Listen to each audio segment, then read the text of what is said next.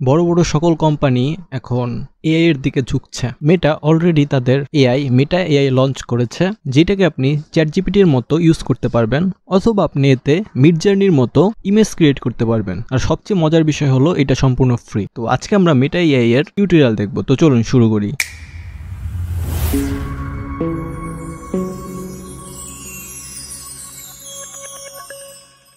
বর্তমানে বাংলাদেশে Meta AI available না। তো আমরা কি করব, একটা ভিপিএন ইউজ করব। তো প্রথমে আমরা একটা ব্রাউজারে যাব, সেখান থেকে আমরা হিস্টোরিতে যাব এবং আমাদের সকল ব্রাউজার হিস্টোরি এবং কেস ডাটা ডিলিট করে দেব। এরপর আমরা একটা ভিপিএন ইউজ করব এবং সেইখানে যেসব কান্ট্রিতে মেটা এআই অ্যাভেলেবল ওইরকম একটা কান্ট্রিতে ভিপিএন কানেক্ট করব। আমি এখানে একটা পেইড ভিপিএন ইউজ করছি। এরপর আমরা ব্রাউজারে চলে যাব। এরপরে আমরা সার্চ বক্সে গিয়ে মেটা এআই লিখে সার্চ দিব। এরপরে আমরা প্রথম লিঙ্কে প্রবেশ করব। এরপরে আমরা ট্রাই মেটা এআই এই লেখাতে ক্লিক করব।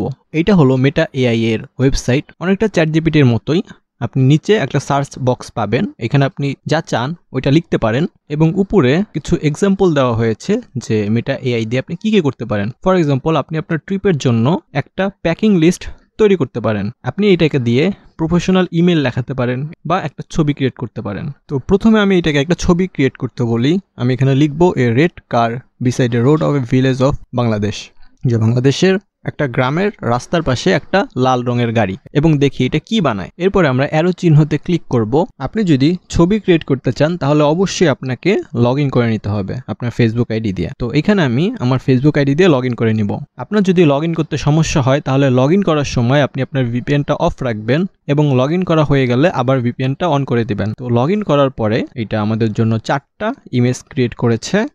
তো এইখানে আমি একটা প্রম্পট দিয়ে 4টা ছবি ক্রিয়েট করতে পারি এবং ছবিগুলো স্কয়ার শেপের হয় এবং ছবিগুলোতে একটা ওয়াটারমার্ক থাকবে, এইটা বোঝার জন্য যে এইটা একটা এআই জেনারেটেড ইমেজ। অনেক এআই এর একটা লিমিটেশন থাকে যে যত ফেমাস পার্সোনালিটি থাকে তাদের ছবি এটা ক্রিয়েট করতে চায় না। তো আমরা দেখি যে এইখানে কি কোনো ফেমাস পার্সোনালিটির ছবি ক্রিয়েট করা যায় কিনা। তো আমি বিল গেটস নিয়ে একটা প্রম্পট লিখলাম এবং দেখি মেটা এআই বিল গেটসের ছবি ক্রিয়েট করে কিনা। তো না, এটি করেনি।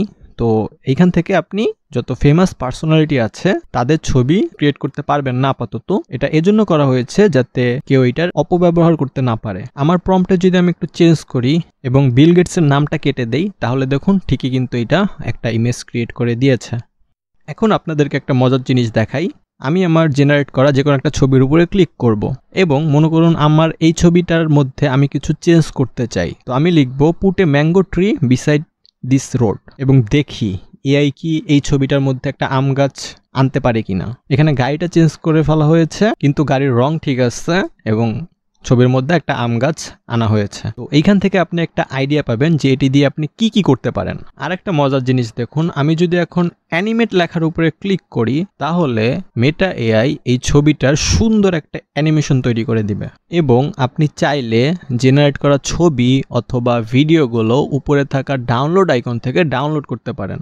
তো চলুন দেখি আর কি করা যেতে পারে এইটা দিয়ে। আমি যদি এটাকে একটা থাম্বনেল বানাতে বলি তাহলে দেখি এটা কি করে। তো এইখানে আপনি চাইলে আপনার ভিডিওর থাম্বনেলের জন্য ইন্সপিরেশনও নিতে পারেন। আবার আপনি চাইলে চ্যাটজিপিটির মতো এইটা দিয়ে একটা ইউটিউব ভিডিও স্ক্রিপ্টও লিখে ফেলতে পারেন। তো আমি যদি লিখি create a YouTube script on the topic top 5 cause of global warming, তো দেখি এটা কি করে। তো দেখুন এটা আমাকে একদম ফুল একটা ইউটিউব স্ক্রিপ্ট লিখে দিয়েছে। তো চলুন দেখি এটা কি ইংরেজি লেখাটা বাংলায় ট্রান্সলেট করতে পারে কিনা। তো আমি পুরো লেখাটা কপি করব, এরপরে আমি লিখব translate the script below into Bangla.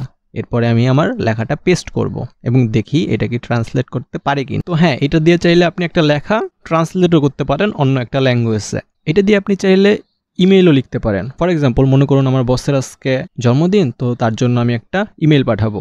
তো যদি আমি এখানে লিখি, একে বলি যে আমার জন্য একটা ইমেল লিখে দিতে, তো দেখুন এইটা আমার জন্য একটা ইমেল লিখে দিয়েছে। আবার চাইলে আপনি এটাকে যে কোনো কোশ্চেন জিজ্ঞেস করতে পারেন। যেমন আমি যদি এটাকে জিজ্ঞেস করি what is the name of the longest sea beach of the world, তো দেখুন এটা কিন্তু জাস্ট কক্সবাজারের কথা বলেনি, এটার সাথে টপ 4 লংগেস্ট সি বিচ এই লিস্টটা আমাকে দিয়ে দিয়েছে এদের আয়তন সহ। তো এই ছিল আজকের ভিডিও।